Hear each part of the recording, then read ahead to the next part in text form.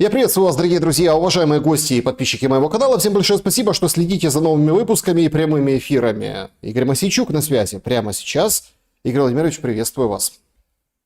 Приветствую вас, Александр. Приветствую наших уважаемых зрителей. Друзья, всем большое спасибо за то, что вы ставите лайки, за то, что вы активно участвуете и, непосредственно, так сказать, вот вовлекаетесь в темы обсуждения и, даже вот прям своими вопросами порождаете новый и новый контент. Все как всегда. В конце мы задаем вопросы Игорю Владимировичу. Сделаем мы это по нескольким каналам связи. Во-первых, QR-код, который видите на экране, возможность, если работает сервис, и канал поддержать, и вопрос задать. Клуб закрытый, клуб зрителей в телеграм-канале идентично. И, конечно же, естественно, да, сообщество YouTube, Игорь Владимирович, если не успеваем, берет оттуда вопросы для своей рубрики, и чат трансляции тоже штудирует. Там, кстати, в конце обязательно будет общение и, естественно, в начале опрос нашего сегодняшнего эфира. Он звучит следующим образом. Если допустить, что мятеж Пригожина случится в ВСУ, гипотетически мы берем, справится ли Зеленский с маршем справедливости военных? Вариант ответов: да, все сделает как Путин. Да, прогнется, утихомирит, но этого, в общем, сразу попытается все решить. Нет, даст дёру. Или еще один такой вариант: что за бред, этого в ВСУ не будет, потому что не будет никогда. Вот такие 4 варианта. Как бы вы проголосовали, или как вы уже проголосовали, Игорь Владимирович, потому что, знаете, мы, по-моему, переходим вообще все мыслимые и немыслимые сценарные повороты вообще в украинской власти. И такое исключать, получается, тоже нельзя. Что думаете? Я скомбинирую чуть. Значит, я думаю, он поступит как Путин. Но перед тем, как поступить как Путин, он прогнется. То есть он сначала прогнется, он сначала прикроет свою маленькую еврейскую попку, а потом а потом уже как бы разберется с теми, кто это самое. Я, кстати, хочу заметить, что вот это вот участники протестов, которые были, так называемого антикоррупционного или картонного, как его называют, Майдана, они должны понимать, во-первых, они отфотографированы лично, те, кто был слишком активный. Угу. Во-вторых, вся публика, которая разгоняла, подгоняла и так далее, тоже на карандашике. И я думаю, будут санкции. Будут санкции против ФИАО и близких структур. Будут уголовные дела по Пинчуку.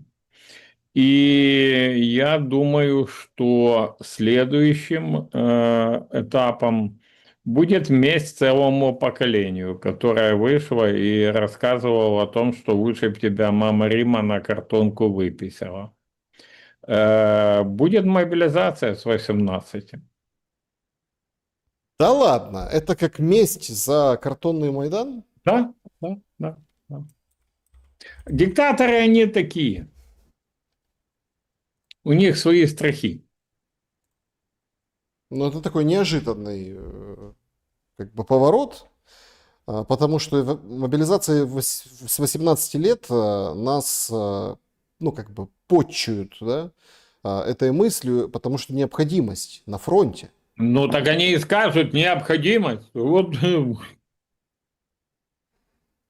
Это... А борзели с картонками лазить, понимаешь ли, маму Риму обидели, этот самый, матюкаются там, понимаете ли. Игорь Александр, Владимирович, да. диктаторы, они такие, они злобные, лепрекончики. Смотрите, можно, конечно, сказать, что это Мосейчук предполагает, это все ерунда, но с 17 лет Точнее, кому даже нет 17 сейчас, 16. А 17 будет в августе, в сентябре, до конца года, в общем. Им уже предписано идти и сдаваться в ТЦК. Ну, так сказать, данные обновлять. И резерв плюс скачивать, и сверку проводить. Это вот об этом заявили как раз таки во время этого Майдана. Но заявили тихо. Ну, чтобы не поднимать бучу.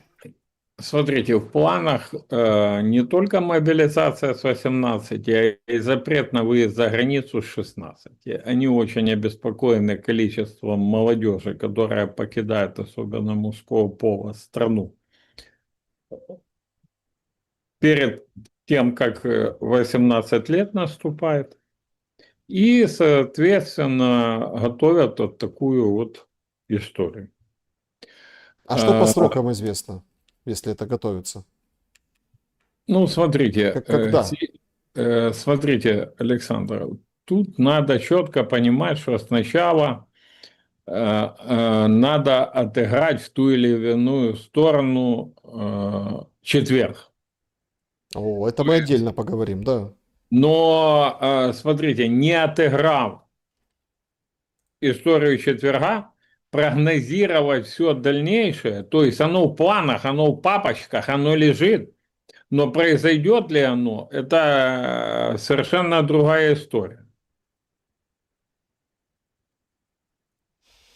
Игорь Владимирович, по поводу 31 числа. Слушайте, ну такого шквала критики в адрес Зеленского, Ермака, его политики, даже на святое покусились, что раньше не замечали, свободу слова и политических преследований не было давно. И это действительно, я вам хочу сказать, прецедент. По Зеленскому серьезно бьют. Прежде всего его хозяева, ну, имеется в виду глобалисты, и западная пресса не даст соврать. Как будет пытаться петлять, если мы держим в уме то, что вы сказали выше, ну, закручивать еще больше гайки придется в середине? Смотрите, я не знаю, был или не был сходняк в Альпах, о котором рассказывает служба внешней разведки Российской Федерации, что там был Ермак, Залужный, Буданов. Знаете, верить любым спецслужбам, а тем более российским, еще и во время войны, это себя намахать. Поэтому я не знаю, что там они рассказывают, я исхожу из другого. Факт колонки Герша есть? Начался оттуда отчет. Помните, мы с вами же говорили в эфире, что это журналист, который просто так ничего говорить не будет. И события именно от момента этой публикации начали приобретать все более и более обозримую ситуацию. Смотрите, четверг как раз будет поворотным. Он будет поворотным либо к тому, что Зеленский превратится в безвольную тряпку, которую потом заменят. Это если проголосуют откат. Это если проголосуют. Мы же видим, его уже поставили, нагнули раком и тру-ля-ля, играют в долгую. Уже говорят, бэп, директора дайте нам. Уже говорят, реформа мытницы на подходе. Железняк ходит по парламенту павианом. Он заменил своего друга Дави, как он его называет, ну, то есть Давида Арахами. Считает, что он уже директор парламента, потому что хозяева сказали.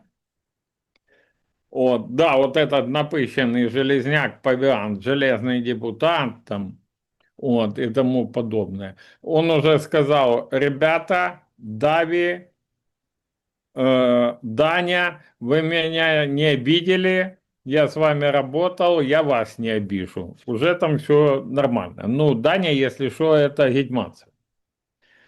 Значит,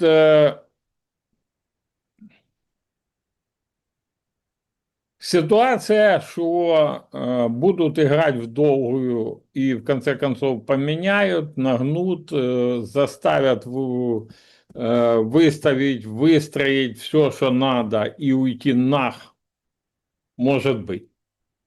Запущена эта ситуация американцами и британцами по согласованию.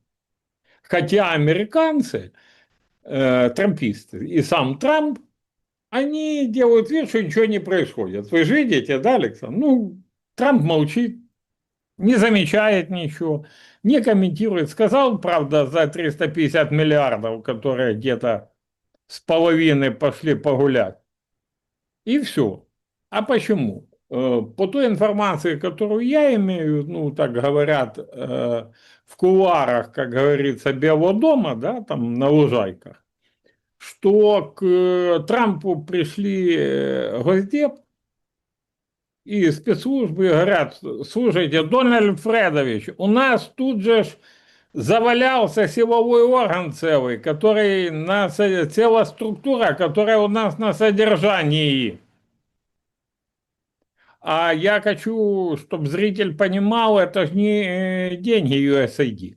Если, допустим, на высший антикоррупционный суд на создание использовались деньги USAID, там даже табличка в суде висит: спасибо благодетелям за помощь, то НАБУ и САП финансируются доплаты прямо с госбюджета США. Это деньги Госдепа, прямые, без никаких USAID, там, ну и так далее, и так далее. Переливаются деньги с американского бюджета в украинский, естественно. Роспись они то ставят в украинских ведомостях, но деньги это целенаправленные госдеповские. Пришли Трамп и говорят: Дональд Фредович, слышите, тут у нас же завалялся целый инструментарий, который демы создали. Вот. Ну, говорят, его против вас использовали там. Вот. Но это самое. Давайте мы через него воспитаем Зеленского, сделаем его воспитанным, послушным, загоним к вам и поведем его за руку разговаривать с Путиным. Дональд Фредович говорит: так не вопрос, занимайтесь, там и британцы не против, занимайтесь, но я лезть не буду. Я уже горький опыт с этими вашими НАБУ имел. Происходило это как раз после дебоша в овальном кабинете.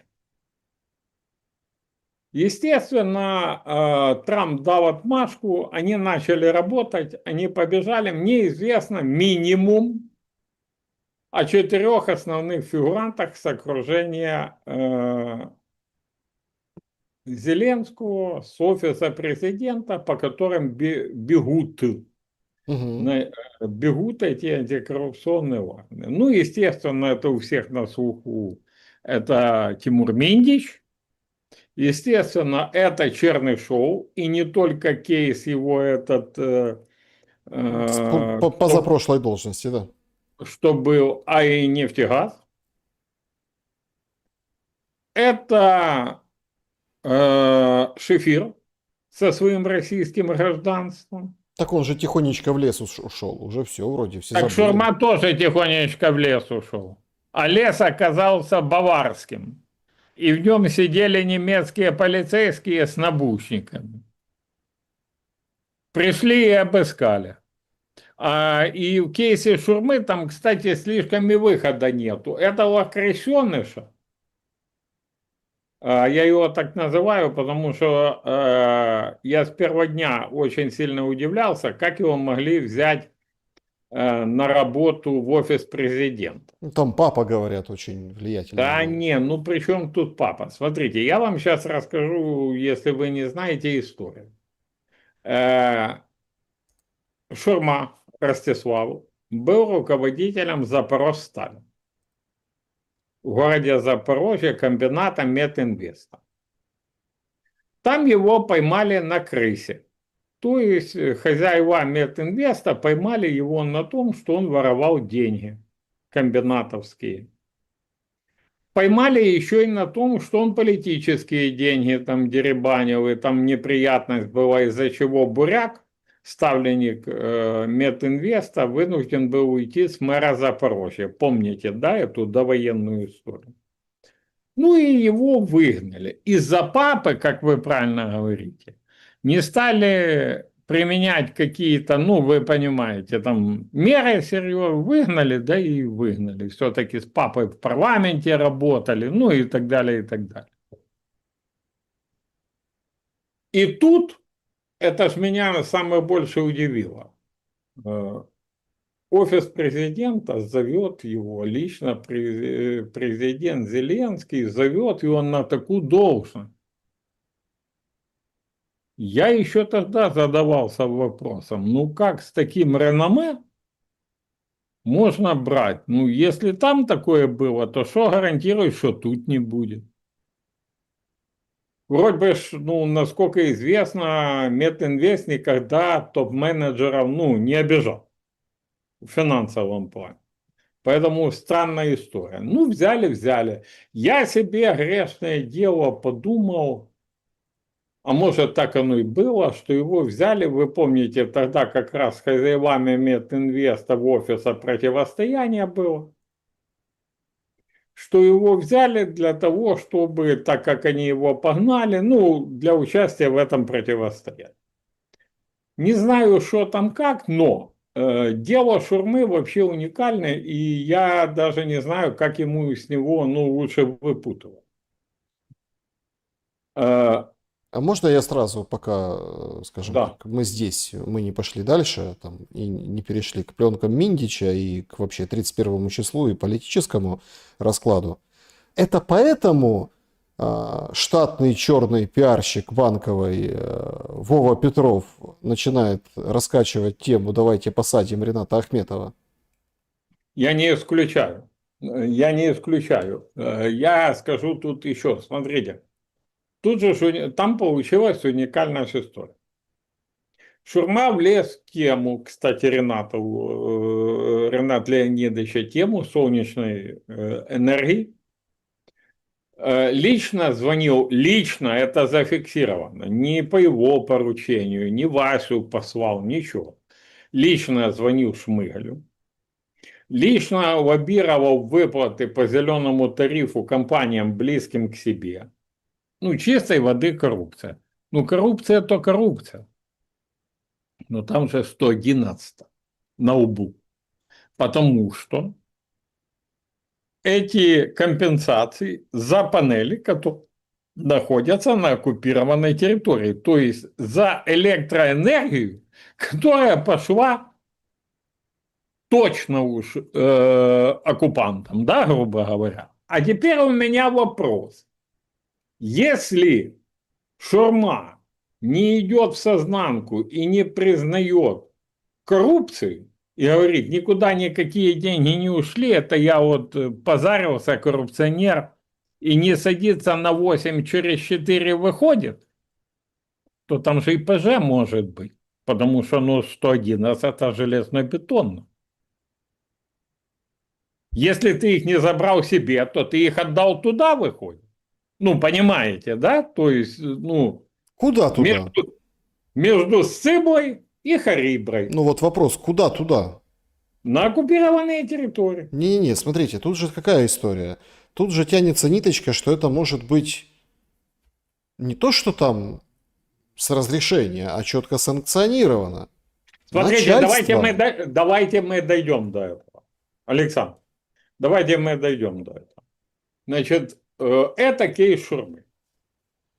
Что там нарыли по шифирам, честно говоря, пока не знаю. Знаю только, что подтвердило, что паспорт российский, но они сильно и не опровергали. Они знали, что я, откуда у меня документы, что я точно знаю, ну, когда я его опубликовал. Вы помните, год назад мы у вас обсуждали этот паспорт, это самое все. Дело этого Чернышова понятно, его обговаривали миллион раз. Есть вторая часть этого дела, и эта вторая часть непосредственно связана с ближайшим другом, кошельком семьи Зеленских, с Тимуром Миндичем.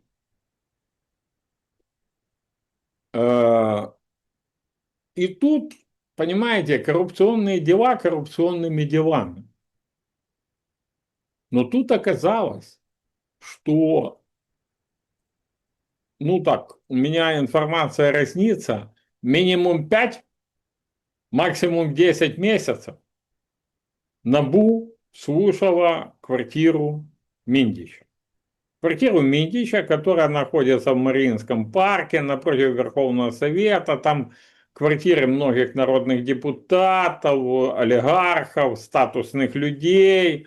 Не знаю, чем их этот дом прельщает, там даже трещина есть. Ну, меньше с этим. Сверху квартира Боголюбова, сбоку квартира Богуслаева. По наявной у меня информации слушали с обеих. Ну, А я там не... Богуслаев затопил Миндича, тут делал ремонт, или они Миндич Богуслаева, тут делал ремонт, поэтому дырочку просверлили. Ну, вот такую информацию распространяют. Значит, что известно точно? Что записи есть. Раз. Второе. Основного фигуранта записей, помощницу Миндича, юристку Дедюхину Викторию, я вчера о ней рассказал. У меня есть этот кусок материала уголовного дела, ну, набушного, который касается, где она фигурирует. И там есть распечатки оперативно-розыскной, ну, мероприятия. А Запись. можно сразу вопрос? А откуда у вас материал прям набушный? Птички принесли. Нет, тут смотрите, это очень серьезный вопрос, потому что если мы говорим, а мы дальше там поговорим про 31 число и во что выльются протесты и так далее. Смотрите, есть такая ну, методика у спецслужб дробить на кусочки и ну, как бы засевать. И получается, что у нас кто-то говорит, ну, об этом, кто-то знает об этом, а общую картину знают только отдельные люди, и то как бы не всю. И общая картина потом складывается. Так делается, когда нужно нанести сокрушительный медийный удар. Так делали примерно с Смотрите, Кучмой. Александр, смотрите, Александр, вы разложили абсолютно все правильно. Я с вами солидарен, согласен и тому подобное. У меня просто единственный вопрос. Было? Не было. Если было, то я об этом говорю, я это опубличиваю, любые материалы, которые я считаю соответствуют действительности. Я их проверил, эти материалы, через другие, там, ну, будем источники. Они все фактически один в один подтвердились об этом рейдерской атаке и захвате завода «Изумруд», попытки захвата бурштиновых этих копалин на Волыни. Это все подтвердилось, поэтому я с чистой душой. Было, пожалуйста, получите, закусите, оботритесь, закусите. Ну, положите на комод, понимаете, да? У меня сейчас появились материалы еще на одного фигуранта. Пока я их не проверю, пока я не буду убежден, что то, что у меня есть, соответствует, ну, действительности, я их опубличивать не буду. Хотя я точно знаю, что этот фигурант есть на пленках, что он не вылазил с квартиры Миндича, коротал там вечера и тому подобное. Но называть его фактаж и тому подобное я буду только тогда, Александр, когда я проверю с нескольких источников эту информацию. Потому что вы абсолютно правильно говорите, что спецслужбы не только дробят, сливая через какие-то источники, они еще могут и подсунуть то, что им выгодно. Поэтому для меня этот кейс очень принципиальный. И я хочу иметь с него исключительно то, что правдиво. Это то, что касается этого. Я скажу так. по том, что я обзвонил ряд людей, которые в силу обстоятельств должны были бывать на этой квартире. Если не считать Александра Дубинского, который подтвердил это, но который находится в страшной зарубе, ну, с командой Зеленского, и может гипотетически быть заинтересованным, да, то мне встреча на этой квартире подтвердила еще 3 человека, кроме Александра. Притом люди, которые входят в самые высокие бизнес-круги и политические круги. То есть факты встреч, факты, которые могли быть задокументированы, место имели. Там один человек подтвердил, что встречался с Ермаком, и еще один подтвердил, что встречался с Татаровым. Третий там подтвердил, что принимал участие в одном мероприятии, шаббат называется, это еврейский, и параллельно проводил деловой разговор с Миндичем и еще одним чиновником. Вот, поэтому я верю в существование пленок. Я проверяю материалы, которые получаю. Это инструментарий, который используется для исполнения плана Герша. Зеленский есть на пленках?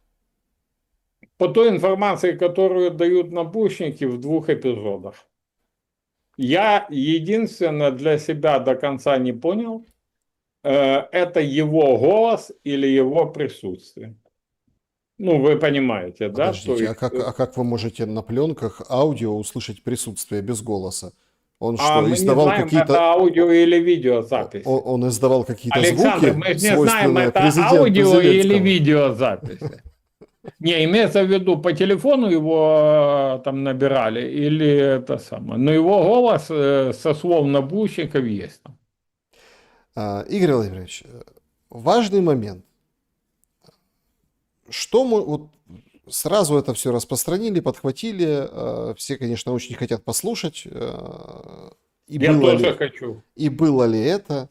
Откуда эта информация, что на этих пленках то ли Миндич, а сейчас уже путаются показания, я уже так смотрю, кто что говорит, кто как обсуждает, то ли сам Зеленский отзывались нелицеприятно об украинцах и говорили о некоем сношении в, скажем так, в голосовые аппараты этого Оральном. народа. Значит, смотрите, по моей информации это вытекло с НАБУ. Я, когда общался со своими источниками, я их попросил, и я публично, и сейчас обращаюсь у вас, что давайте так, давайте мухи отделим от котлет. Почему? Потому что даже если эти выражения там есть, то это выражение отдельно взятых людей, и я очень не хотел бы, чтобы они спровоцировали непоправимые события, погромы и тому подобное. Потому что желающих на этом нагреть политически руки, и это самое будет слишком много. Я не исключаю, что подобные выражения могли иметь место, но я призываю, даже если они будут опубличены в рамках раскрытия какой-то оперативно-розыскной работы, пояснять, что это позиция этого, вот этого, но не позиция всего там еврейского народа и так далее, и так далее. Ну, Миндич представитель этого народа. Ну, чтобы было Ну, и понятно. Зеленский представитель И этого. Зеленский представитель. А представители этого народа, ну вот такой последний уточняющий вопрос по этим пленкам, ну просто для обсуждения. Они говорили державную чи мовою агресора? Александр, мовы агрессора. На тех распечатках, которые я видел, которые касались этой дядюхиной, ну, то, что оперативно... Опять же, я хочу обратить внимание, то, что мне передали, там замарано место проведения оперативно-розыскного действия, и замарана фамилия оперативников, и замарана дата. То есть год есть, а дата замарана. Вот. Там, например, ну, то, что я вот прочитал, то, что я видел, значит, обналичить Виктория, переставить деньги Виктория, надо оформить что-то на кого-то, Виктория даст нотариусов своих. Этот самый Дядюхина, на нее оформим, она распорядится куда что. Ну, понимаете, да? То есть она была ключевой фигурой в этих всех историях. Она была не единственной ключевой фигурой. Я думаю, там будет несколько фигурантов, которые выполняли поручения Миндича. И в контексте этого очень интересно, ну, информацию озвучил Давидюк. Николай Давидюк, близкий политолог к «Украинской правде», супруг редактора «Украинской правды», он озвучил информацию, что на серверах, изъятых во время погрома НАБУ, есть материалы допросов и подготовленные, но еще не утвержденные судом сделки со следствием некоторых фигурантов этих пленок. Ну и дело Миндича, собственно. И что их ломают, пытаются сломать, подыскать ключи и тому подобное. Может ли это быть? Вполне. Будет ли это, повлияет ли это на события в дальнейшем? Думаю, нет. Смотрите, Александр, отходим от содержания, потому что пока мы не получим, вы очень правильно сказали, пока мы имеем вырванные куски мозаики, мы не составим, ну, всего контекста. Но момент очень интересный. Смотрите, повлияет ли вот этот погром в НАБУ на расследование дел? Ну, взломают сервера, доберутся до документов, доберутся, возможно, до записей. Повлияет ли это на что-то? Я уверен, нет. Я уверен, Почему не повлияет? почему не повлияет? Я уверен, что копии находятся в наших западных партнерах. Я в этом уверен на 101%. Поэтому они так уверенно себя чувствуют. Поэтому вся западная пресса не просто критикует, а жестко порит Зеленского. Вы же видите, да, это просто порево такое, вот розгами такими, солью вымоченной в это самое, больно-больно.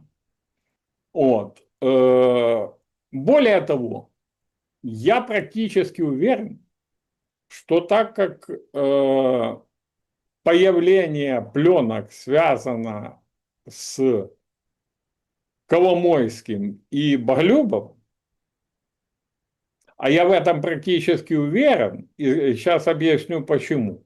Потому что если вы внимательно отследите события с момента начала погрома в НАБУ до того, пока маленькая еврейская попка начала дергаться по стулам, искать, куда ее пристроить, то в этот период звучали эти две фамилии, Коломойский, Боголюбов, Боголюбов, Коломойский, именно в этом контексте. А что имеется в виду? Вы помните, как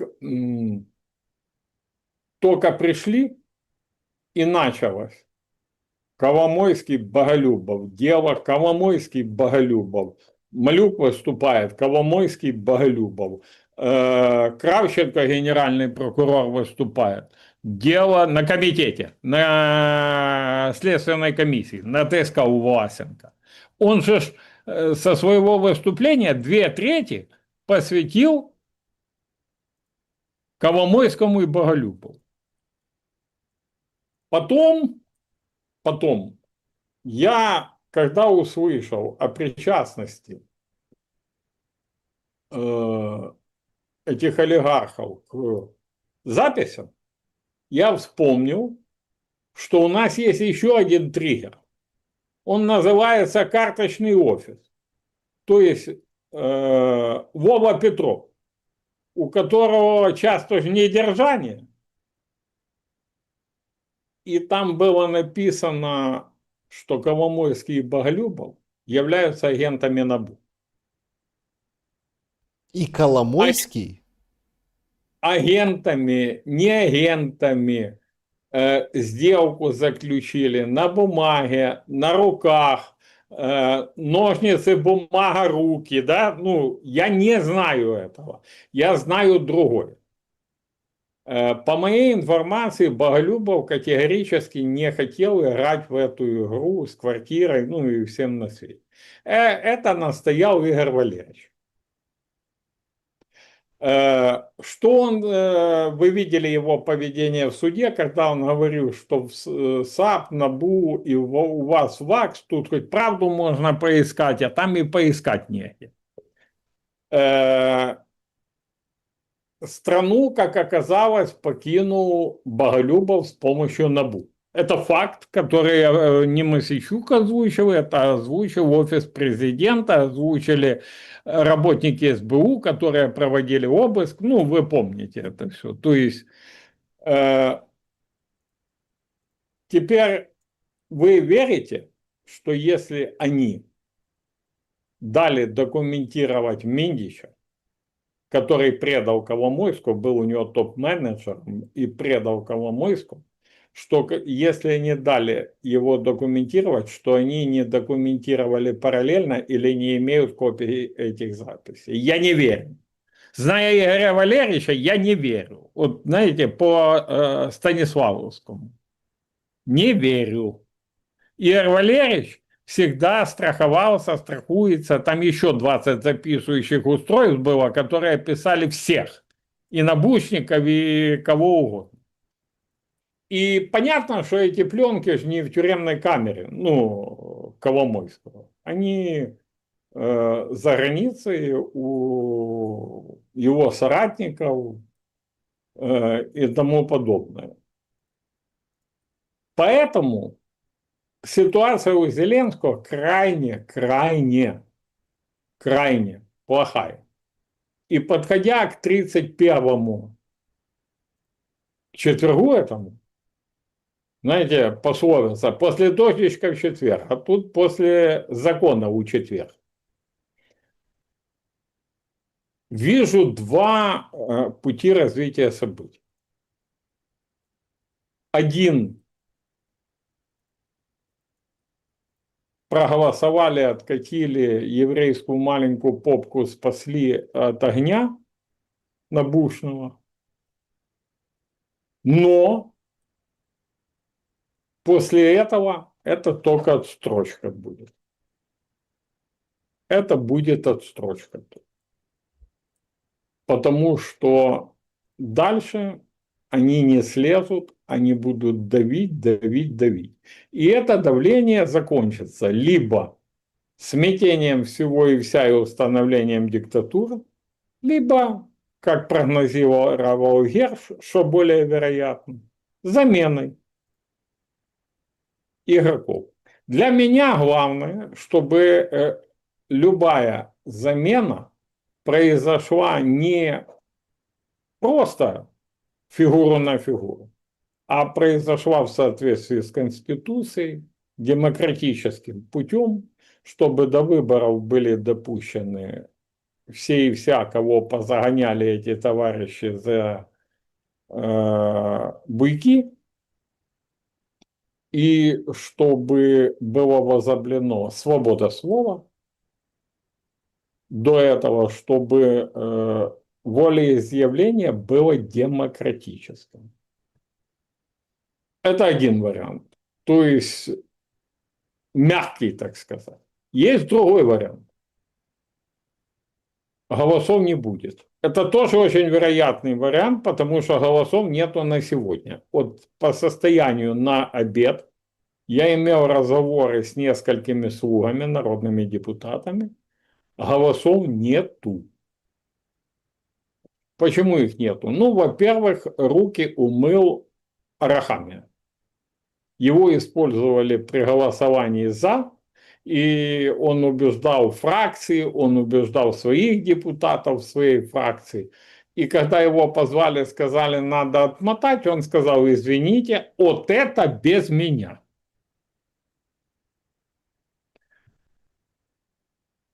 Может, офису это и надо было, что без него. Ну, понимаем, да? То есть мы же не знаем. Почему? Потому что не группа довіра, не група за майбутнє Майбах, за Майбах, не ошметки, остатки ОПЗЖ команды с банковой голосовать не получали. По крайней мере, по состоянию на обед об этом никакой информации не было.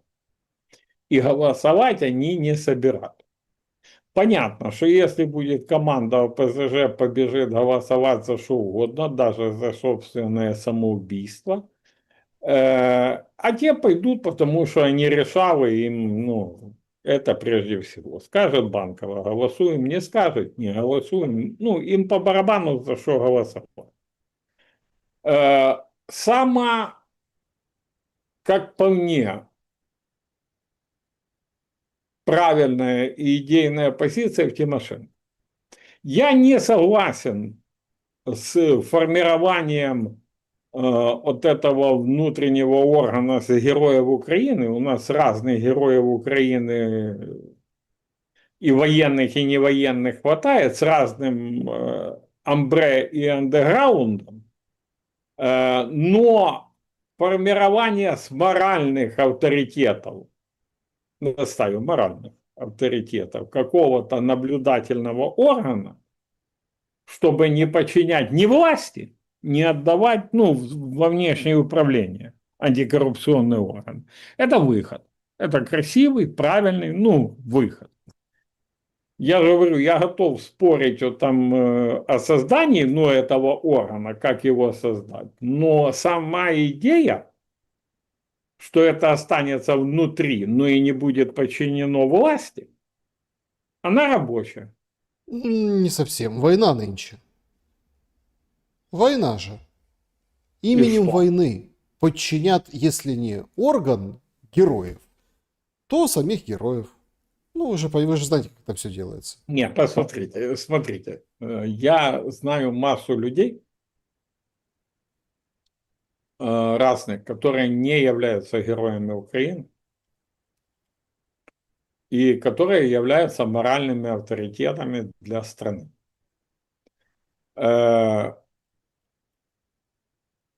Одни в одной части страны, другие в другой, третьи в третьей. Это, ну, не важно, все можно миксовать. Подсанкционное есть? Есть. Александр, есть, ну что делать? Ну, послушайте, по поводу подсанкционных. Я думаю, что эта история в ближайшее время заиграет абсолютно новыми красками. Во-первых, туда добавятся люди. Мы с вами будем гордиться, что мы раньше них туда всех попали, потому что на самом деле это знак качества. Этот самый, это раз. А во-вторых, ну, я общался там с представителями парламента Австрии, а они в свою очередь общались с коллегами из Германии, там, с Франции, Италии. Ну, вот эта история, которую вчера озвучили, что там Умеров требует срочно ускорить работу над законом о детях врагов народа, ну, то есть о том, кто будет помогать подсанкционным лицам. она просто отут уже у этих самых, у политиков на Западе, они говорят, ну это с чистой воды тоталитаризм, автократия, ну как это еще назвать? Вот. Я им, конечно, привожу пример детей врагов народа, ну и так далее, параллели, соответственно, они кивают все головой. Более того, смотрите, события сегодняшнего дня, трагические события сегодняшнего дня с колонией, которую прилетела в Запорожской области, за которую господина Евгения Пикалова, который замминистра юстиции, вообще надо посадить бы было по-хорошему, потому что 17 человек погибло, 45 раненые, там есть тяжелые, которые навряд ли выживут, это лично его ответственность. Смотрите, и после этой истории, после этого прилета, ни о какой выдаче никого в Украину, экстрадиции, ну, от слова вообще, даже разговаривать никто не захочет в Европейском Союзе. Это, ну, исключено, потому что исключено. А почему я говорю преступление Пикалова? Потому что это единственная колония Запорожской области, которая не была по какой-то дурноватой причине эвакуирована с прифронтовой зоны. Это раз. Второе. Он дал команду, они начали возвращать эвакуированных заключенных в другие зоны, в Запорожской области. Это при том, что враг продвигается сильным темпом. На расстояние скоро будет артиллерийского выстрела по Запорожью. Они вот это вот делают. У меня вообще впечатление, а может это вот зеленые гниды, у них план такой, они понимают, что теперь их выдавать будут. И для того, чтобы не выдавали уже никого, наверняка вот закрыли этот кейс. Понимаете? Ну якась история, ну дикая. Ну как?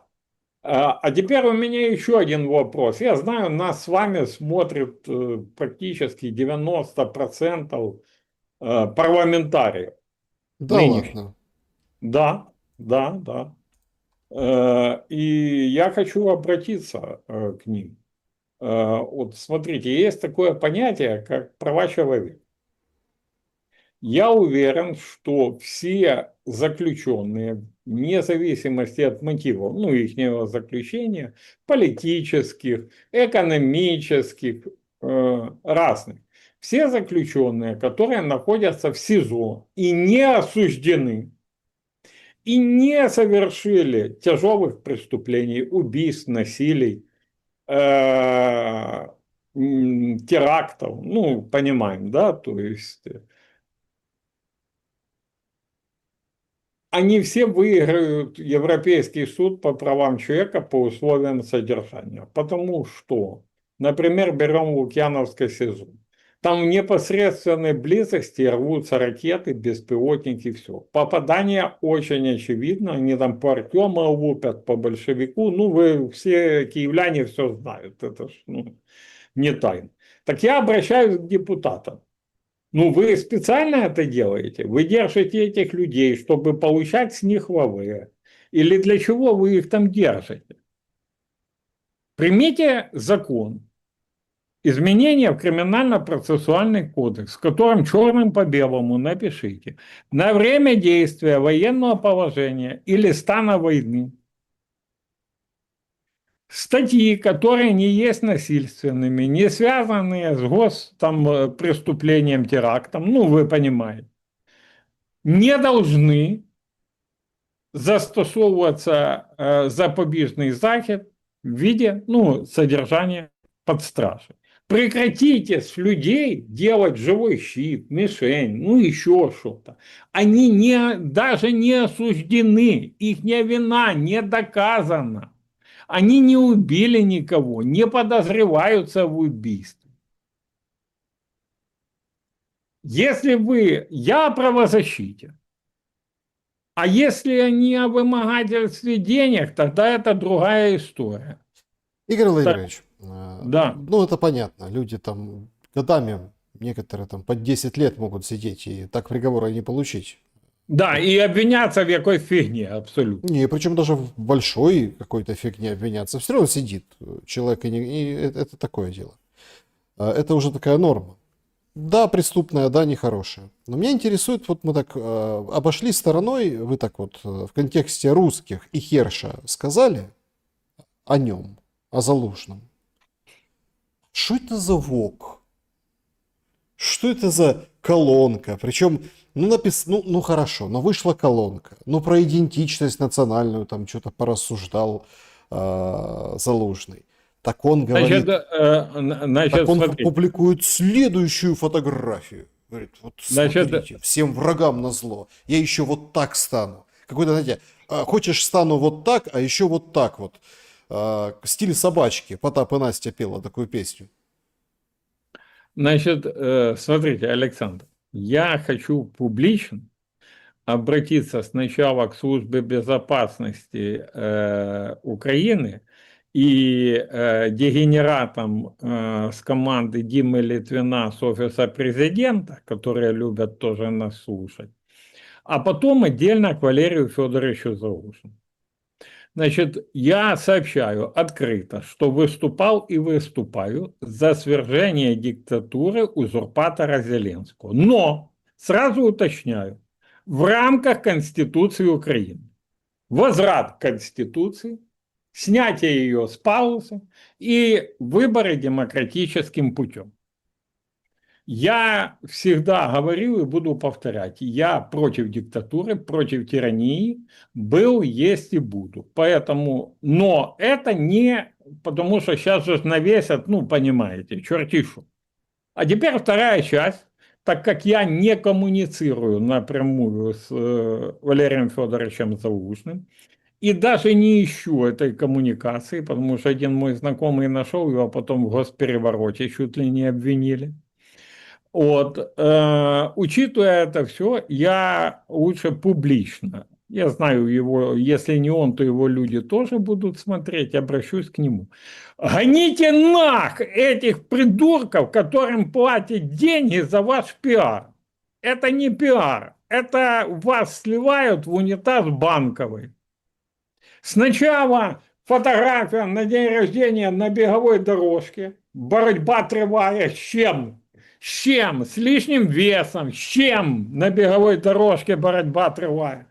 Потом вот этот ВОК, никому не понятный. Потом текст вот этот, что если вы меня не понимаете, то вы там эти инфопомойки и все. Валерий Федорович, гоните их. Платят за работу на вас, а работают они точно против. Ну, смотрите, тут тоже как посмотреть. Так, а если других нет? Будут такие пиарщики. Смотрите, Ну, Александр, я еще раз говорю, я за любой кипиш, но в рамках Конституции. Я за любой сабантуй, но в рамках Конституции ко времени, потому что сабантуй не может быть. А то, что они предлагают, ну, скушать, нам всем выглядит дико. Они работают против него. Сначала он с лишним, генерал боевой, с лишним весом на беговой дорожке борется, потом он позирует возле двери и так далее. Мне сделала у меня фотограф моя супруга. Она, наверное, многие обратили внимание, делает классные фотки и все. Она сделала фото мое приблизительно в той же позе, ну, как Валерий Федорович. так вот чего вы так серчаете. Не, Ясно. я не генерал. Я настаивал, что его надо опубликовать. Она сказала, слушай, ты будешь выглядеть абсолютно по-дебильному. Как говорил классик, царство небесное, тебе денег не дадут. А Залужному, получается, дадут? По-моему, вкладывают, только не в то. Смотрите, давайте серьезно, если так... Ну, надо же и пошутить, а то мы Не, все серьезно давайте начали. серьезно, все-таки, смотрите, все прекрасно понимают, что Залужный это, ну, это британская покрышка. Британская пресса в пух и прах разносит Зеленского и делает ему такой пас, как за телеграф, мол, «Фу, Володя, уходи, спасай Украину. Или ты, или Украина. Смотрите, э, началась большая игра. Гер ждал старт. Э, Я думаю, вчера в Шотландии на гольф-поле могла произойти договоренность между США и Британией. США на самом деле это выгодно. И надо, Трамп хочет уйти с украинского кейса, он его тяготит. Эти ультиматумы Путину, которые могут закончиться ультиматумом Китая, США. Ну, пока договорились. 90 дней, пауза по торговой сделке. Все, как и предсказывали, все красиво. США и Китай разошлись по углам, то есть нет какого-то Да, но это обострения. если не будет вторинных санкций против Китая. Так он его не сможет. Смотрите, не, опять-таки, это вот два таких геополитических лепешки коровьих. Две. Это первое, Урсула и эти все недотарифы, энергоносители и оружие, и вот это вот, как с креста снятая была в воскресенье, это Урсула, это провал. И причем пресса пишет, и специалисты говорят, а что, на что ты согласилась? Мы этого не можем выполнить никогда. Это первое. А второе, с вот этим всем десятидневным, ну вы поняли, 12-10, который может объявит, может нет, новым ультиматумом. Это тоже все посмотрели, прикинули, такая это нереально. Индия говорит, ребята, говорит, а что вы прикажете? Убить нашу экономику? Китай. Ну, Ну, то есть, смотрите, смотрите, тут по смо- заявлениям надо по делам смотреть. По делам это смотри- не выгорает. смотрите, Александр, я смотрю как раз по делам, я рассматриваю все варианты возможных последствий этого ультиматума, и я понимаю, что это не рабочий инструмент. Это не рабочий инструмент, даже если удастся нагнуть Индию через бритов, потому что Индия это бриты, мы это прекрасно понимаем, то Китай, который является потребителем российских энергоресурсов number one, да, в мире, он скажет, да идите вы стопроцентные эти мыто нам на наши товары, так получите на свои. И придется отползать. Поэтому я думаю, Получается, что это даже 10 дней для Зеленского. Трамп, вот эти 2 дня, он сказал, день-два я что-то объявлю, да, ну, о 10-12 днях. Это как раз на свободу берется Китай. За эти 2 дня услышать позицию Китая. А позиция Китая будет однозначна, потому что китайская коммунистическая партия, или вернее китайская, ну, короче, коммунисты Китая, это самая националистическая партия в мире на сегодня, несмотря на ее название. И они будут исходить исключительно из своих китайских национальных интересов. Плевать они хотели на интересы Америки, России и всех остальных. Притом позволить себе могут, вы правильно говорите, геополитическая лепешка. Та не лепешка, а такой блин от штанги, как гакнет, так мало не покажется. Поэтому говорить и делать в этом случае, ну, попытался катнуть шар в ту сторону, но не приняли тот шар. Дальше что? У нас наступление на Запорожье, нам людей эвакуировать надо. Они же опять молчат. Им же Вот, и это, мало. смотрите, у нас уже как бы время подходит, скоро будем общаться со зрителями, но второй, и это очень важный эпизод, я бы хотел его конкретно с вами обсудить. Это ситуация на передовой. Я хотел бы оттолкнуться, вы сразу как бы с места в карьер по Запорожью, что в принципе логично, там угроза достаточно серьезна, но угроза не меньше и Краматорску, и Славянску. Купянск, здравствуйте. опять фортеця Купянск вырисовывается. Сегодня вышел материал, по-моему, в BBC. Или все, BBC, наверное, или CNN. В общем, CNN. Они пообщались с украинскими военными, и те, ну, конкретно, ну, понятно, их там не называют, но они конкретно говорят: слушайте, у нас большая беда. Значит, мы не договариваем власти о фронте, власть не договаривает народу, и наоборот. Народ молчит перед властью, власть молчит. Короче, коммуникация просто потеряна. У нас задница, этого никто не знает и не увидит, и не услышит. У народа просто вилы, ну вот у простого человека, да, в жизни, с этой бусификацией, с экономикой, с этим всем маразмом, понимаете? Люди на передовой, они как бы вот они не понимают. То есть вот эта вот связь полностью разорвана. То есть он Смотрите, фактически говорит, что этот солдат, который, ну там военнослужащий, говорит: мы проигрываем, а сказать никому ничего не можем. значит, смотрите, Александр, дорогие друзья, первое. Коммуникация не порвана, она разрезана, разделена.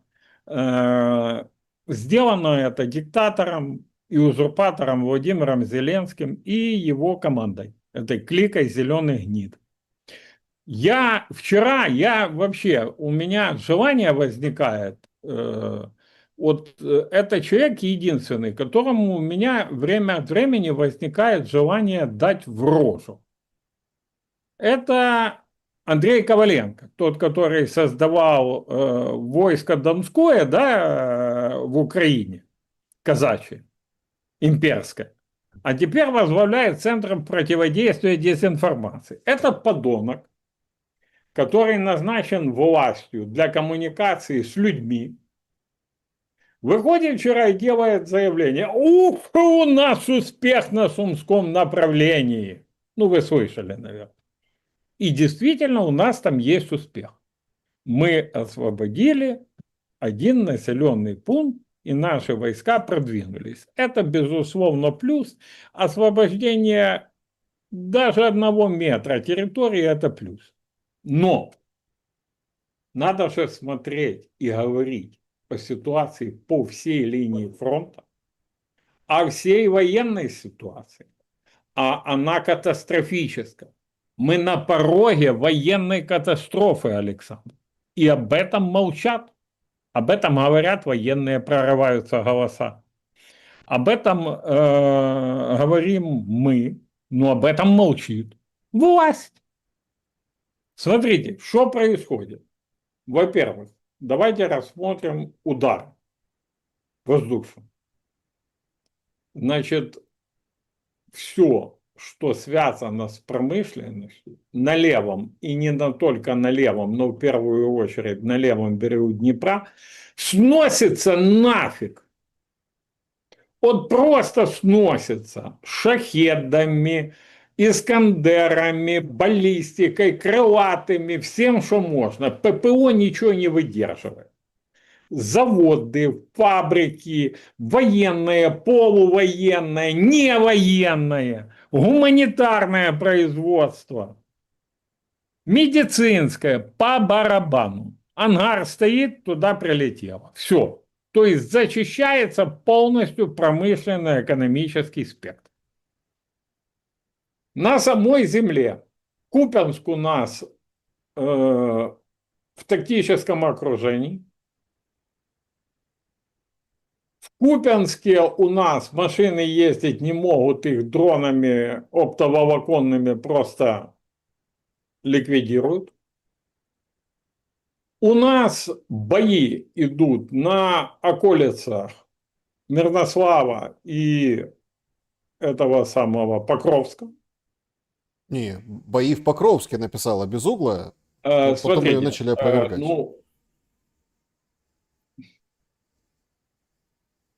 Как считать Покровск, если зашли, допустим, на километр? Это околица или это в? Ну, конечно, в. Ну и, конечно, околица в то же время. Ну, мы понимаем, это еще не центр, но это уже в.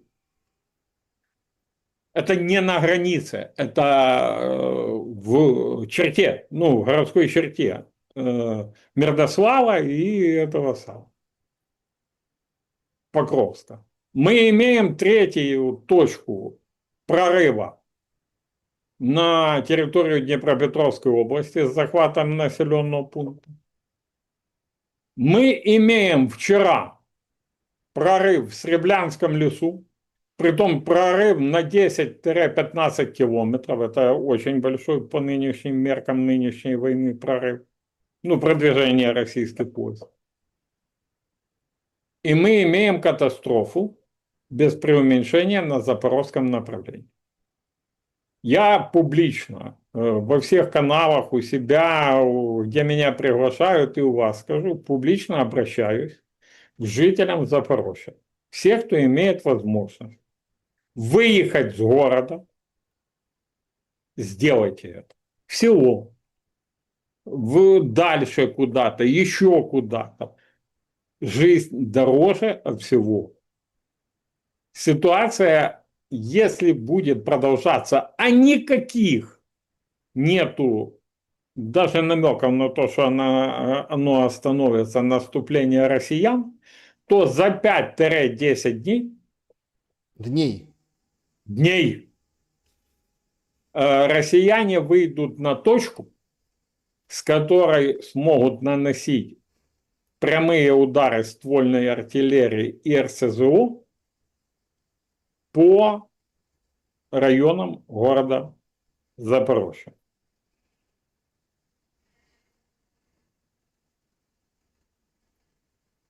Оттуда же будут заходить оптоволоконные дроны, которые будут контролировать улицы. Увеличатся налеты кабов. Ну, вот сегодня 4 каба в эту колонию усиленного режима прилетело. И количество жертв будет возрастать. Я боюсь трагедии Мариуполя. Я не боюсь, ну, то есть у меня пока, ну, вообще никаких даже намеков нету на то, что этот город, большущий город, можно будет взять быстро. Но то, что там может быть человеческих жертв огромное количество, это факт. Так вы понимаете, в чем паскудство этой войны? Вот Купянск вроде. Купянск это Украина. Купянск, да. И показывают раз в 2 недели примерно вот этого, ну не мэра, а как там, глава городской администрации. Да? И он говорит, ой, там мы там, ну света нет, а мы не можем сделать. А мы там воды, да, тоже не можем, а ничего не можем сделать. А почему? Ну, потому что то, что вы сказали, дроны, все там, все простреливается, все там вообще, как бы, ну, остались какие-то. Вот сегодня пришла новость. Ну, поэтому же я и говорю, ну, Послушайте, ребята, пока новость, есть возможность. Вот просто новость. Тоже какой-то военный там что комментировал на марафоне. Говорит, в Часовом Яру, по данным, 134 человека во всем городе. И дальше продолжение, которое просто убивает. Сколько из них живы, неизвестно. Вот и все, что можно сказать, что там этот город или этот населенный пункт, или вот этот под контролем Украины. Все.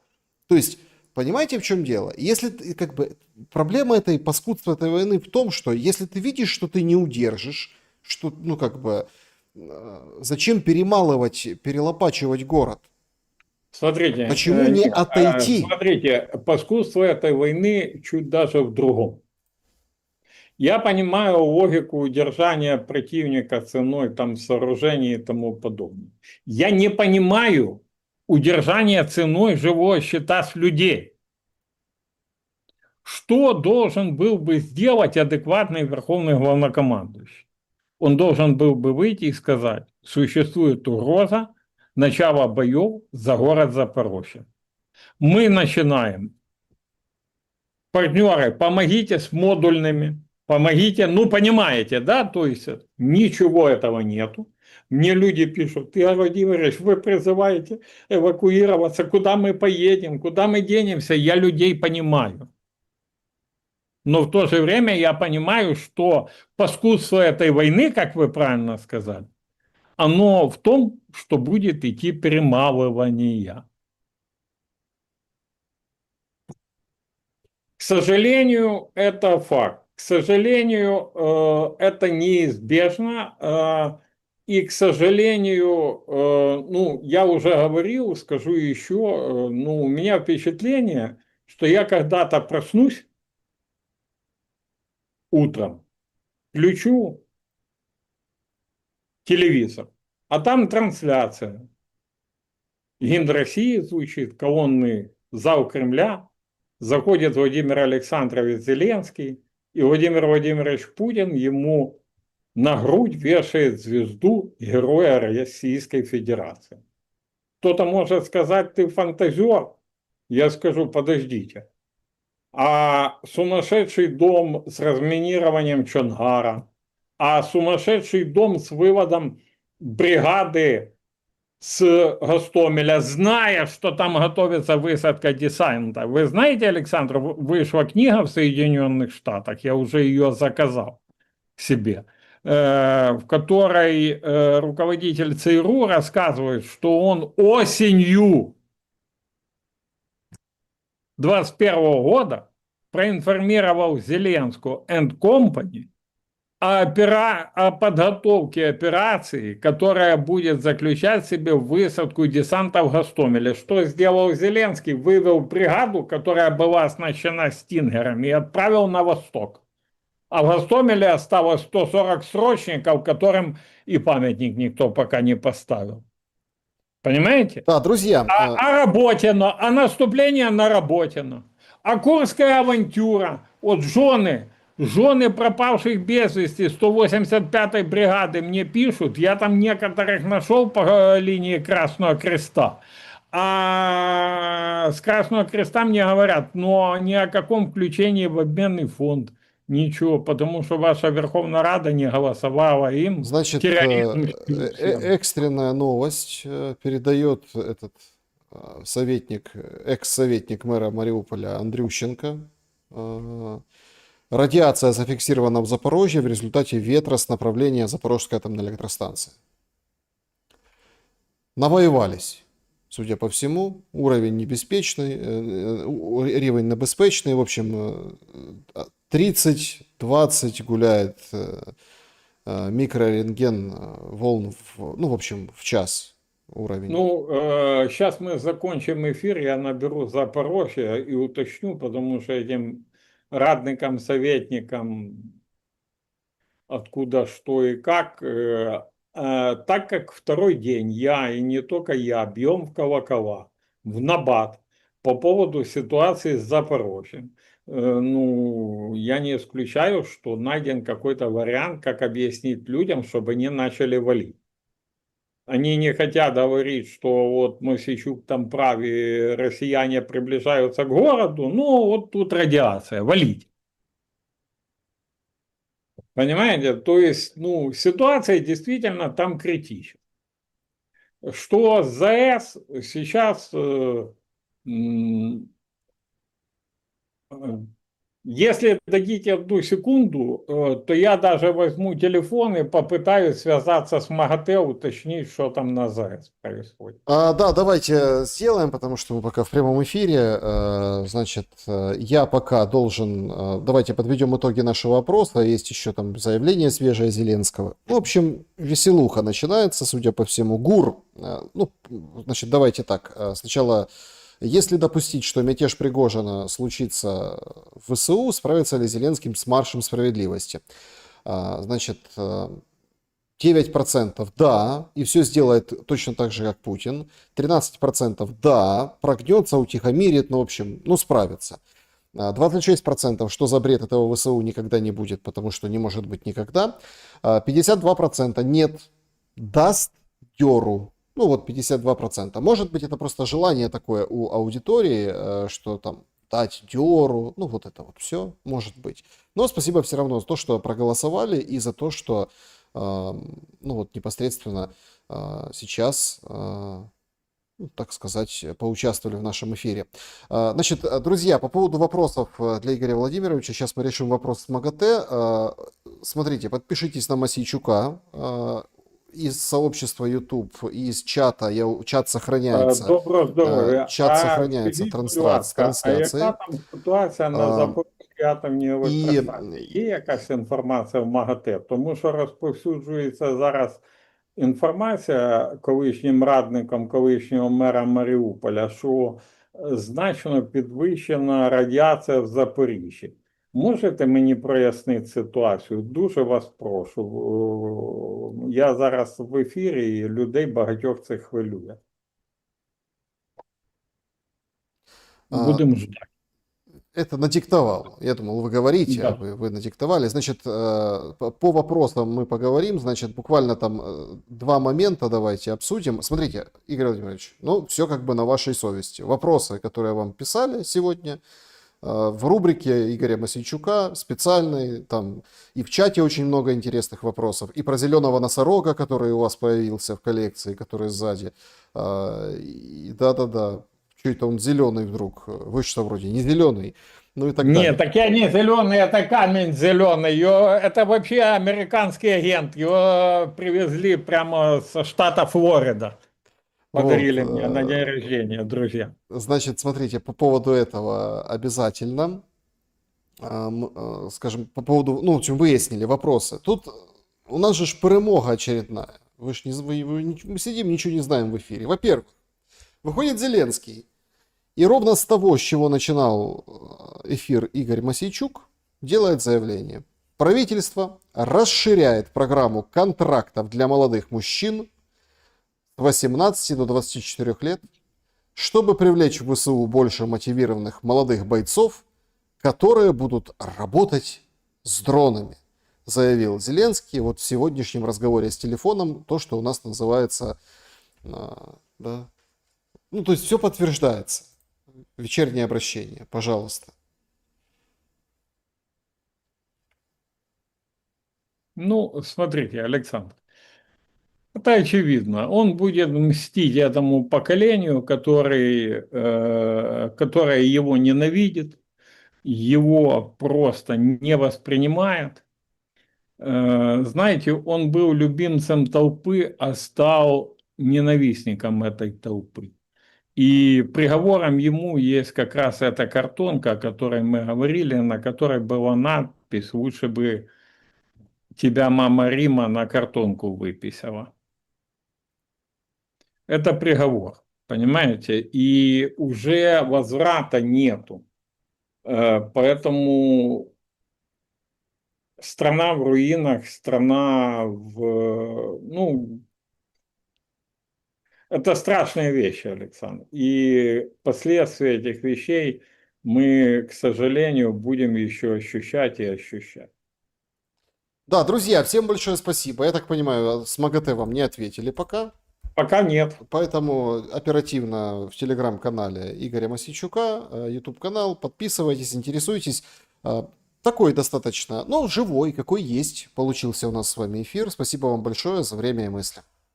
Спасибо вам, Александр. Я отвечу на все вопросы, друзья, которые, там, если я их не увижу, может, Александр мне что перекинет из своего этого закрытого клуба там и так далее. Обязательно отвечу и обязательно дам информацию по Запорожью, как только мне сейчас оттуда ответят с МАГАТЭ, какая ситуация, потому что пока ответа нету. Спасибо всем за внимание, которое нам уделили. И благодарю вас, Александр, благодарю наших зрителей. Да, друзья, буквально там в 21:15 приходите, пошумим. Всем добра и света. Спасибо большое за то, что побывали на сегодня.